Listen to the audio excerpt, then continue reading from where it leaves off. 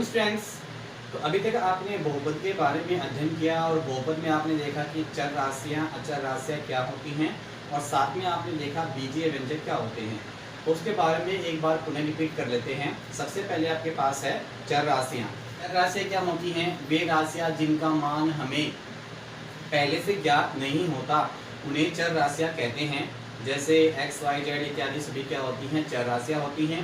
अचर राशियाँ वे राशियाँ जिनका मान हमें पहले से ज्ञात होता है उन्हें अचर राशियाँ कहते हैं। जैसे 2, 5, 7, 5 ये सभी क्या होती हैं? अचर राशियाँ होती हैं। उसके बाद में बीजीय व्यंजक, तो कुछ निश्चित चर तथा अचर राशियों के योग, अंतर, गुणन, भाग के संयोग के द्वारा जो पद बनते हैं उन्हें क्या कहते हैं? बीजीय व्यंजक। और बीजीय व्यंजक को क्या कहते हैं? बहुपद। कोई भी बीजीय व्यंजक है वो बहुपद होगा, वो 3 शर्तों को पूर्ण करना चाहिए।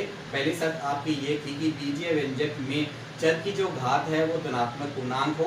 सेकंड कंडीशन थी आपके पास बीजीय व्यंजक में पदों की संख्या सीमित हो। और थर्ड कंडीशन थी बीजीय व्यंजक में चर का जो गुणांक है वो एक वास्तविक संख्या हो। अगर ये तीनों कंडीशन पूर्ण होती है तो कोई भी बीजीय व्यंजक है वो अपने आप में क्या कहलाता है? बहुपद कहलाता है। आज पढ़ते हैं बहुपद के प्रकार। तो पहला है बहुपद के प्रकार में एक पदी बहुपद। एक पदी बहुपद। तो जिस बहुपद में केवल एक ही पद होता है उन्हें क्या कहते हैं? एक पदी बहुपद कहते हैं।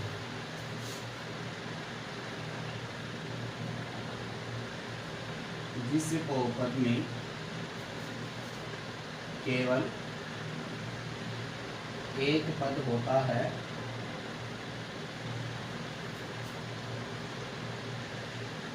उसे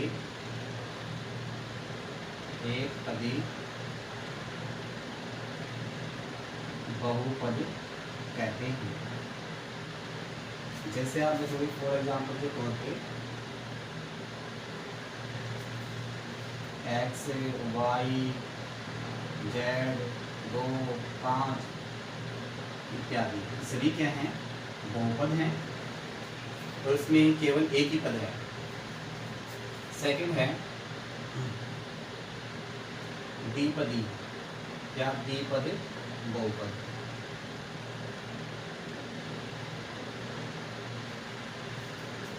जिस बहुपद में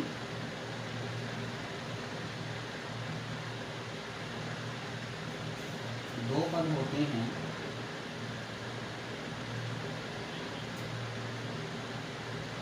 उन्हें द्विपद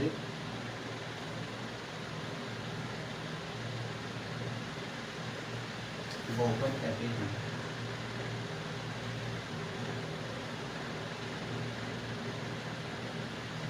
जैसे आप देखोगे एग्जाम्पल के तौर पे जैसे x+2 y+3 z-4 y-5 इत्यादि ये सभी क्या हैं? द्विपद बहुपद हैं। यानी इसमें दो पद जो होते हैं वो क्या कहलाते हैं? द्विपद बहुपद कहलाते हैं। द्विपद बहुपद।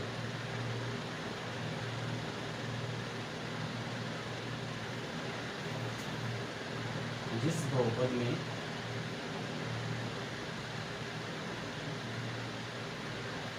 तीन पद होते हैं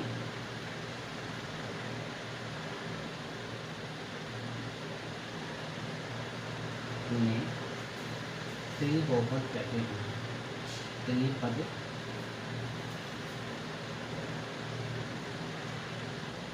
बहुपद कहते हैं। जैसे x + y + z, x + y + 3 y - x - 2 इत्यादि। तो आपने देखा इसी प्रकार से चतुर्थ के 5 के लिए 6 के लिए जितने पद होंगे उसी प्रकार से उसका नाम पड़ जाएगा।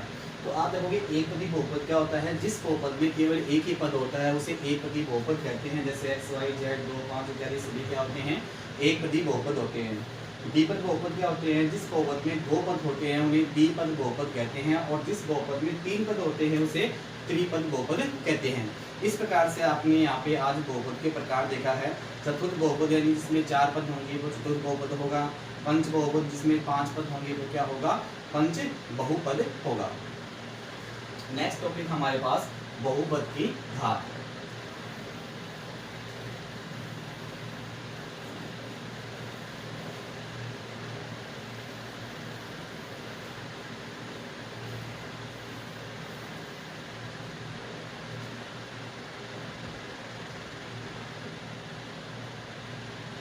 बहुपद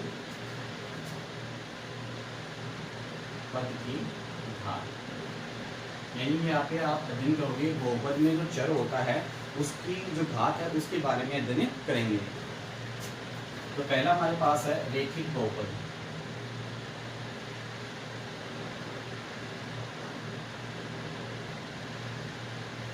रेखिक बहुपद क्या होता है?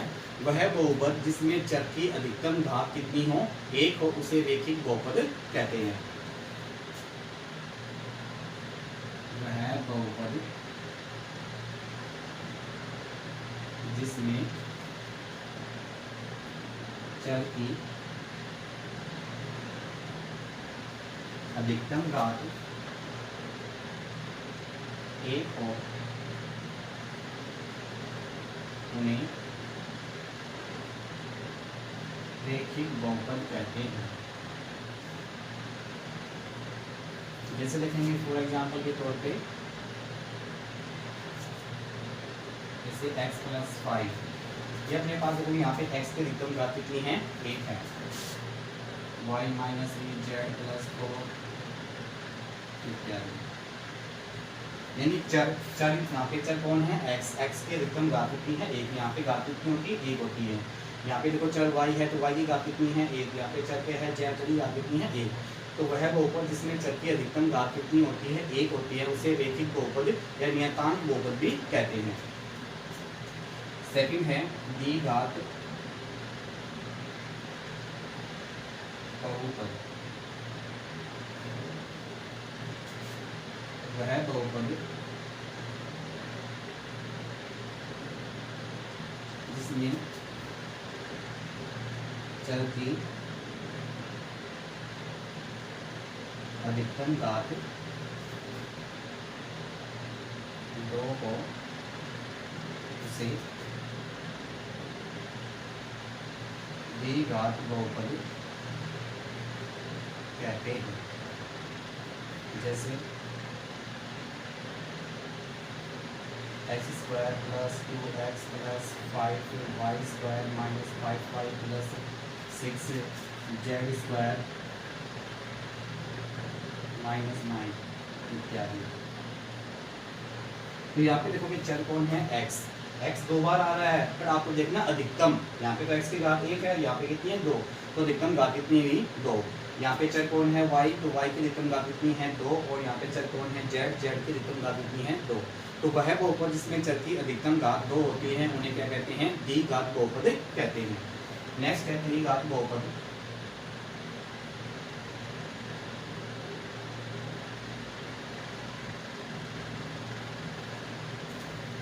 तो वह बहुपद जिसमें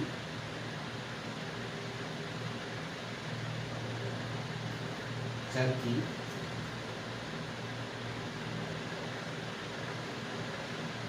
अधिकतम घात 3 हो,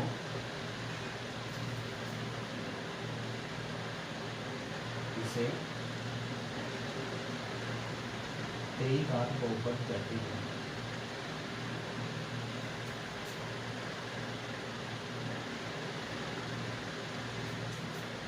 जैसे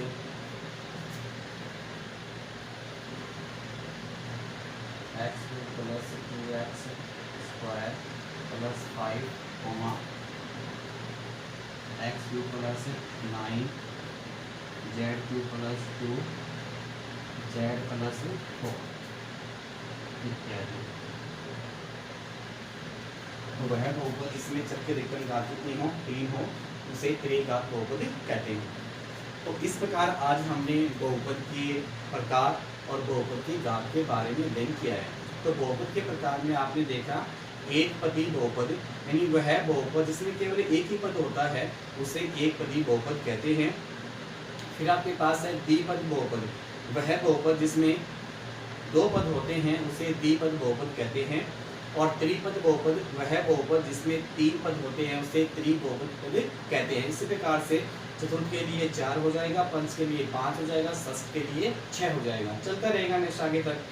फिर आप देखोगे बहुपद की घात, तो उसमें आपने देखा कि पहला है रेखिक बहुपद, इसको नियतांक बहुपद भी बोलते हैं। इसमें आप देखोगे वह बहुपद जिसमें चर की अधिकतम घात 1 होती है उसे क्या कहते हैं, रेखिक बहुपद कहते हैं। फॉर एग्जाम्पल आपने देखा x + 5 y - 3 z + 4 इत्यादि। तो यहाँ पे देखोगे चर कौन है, x, और यहाँ पे x की अधिकतम घात कितनी है, 1 है। नेक्स्ट है द्विघात बहुपद, वह बहुपद जिसमें चर की अधिकतम घात कितनी होती है, 2 होती है, उसे क्या कहते हैं, द्विघात बहुपद कहते हैं। जैसे x² 2x + 5 y² - 5 y + 6 z² - 9 इत्यादि। फिर अपने पास त्रिघात बहुपद है, वह बहुपद जिसमें चर की अधिकतम घात 3 होती है उसे त्रिघात बहुपद कहते हैं। जैसे आपने देखा x2 + 2x² + 5 x3 + 9 z3 + 2z + 4। तो यहाँ पे देखो कि चर कौन है, z, तो z की अधिकतम घात कितनी है, 3। तो वह बहुपद जिसमें चर की अधिकतम घात 3 होती है उसे त्रिघात बहुपद कहते हैं। सभी विद्यार्थी इनको अच्छी तरह से याद करेंगे, समझेंगे, और किसी प्रकार की कोई भी समस्या आपको उत्पन्न होती है तो आप व्हाट्सएप या कॉल के माध्यम से उन समस्याओं को दूर कर सकते हैं। सभी विद्यार्थी लगातार इनको फेल कॉपी में नोट करते रहेंगे और उस होमवर्क को व्हाट्सएप के माध्यम से चेक अवश्य कराएंगे। Okay, bye, thank you.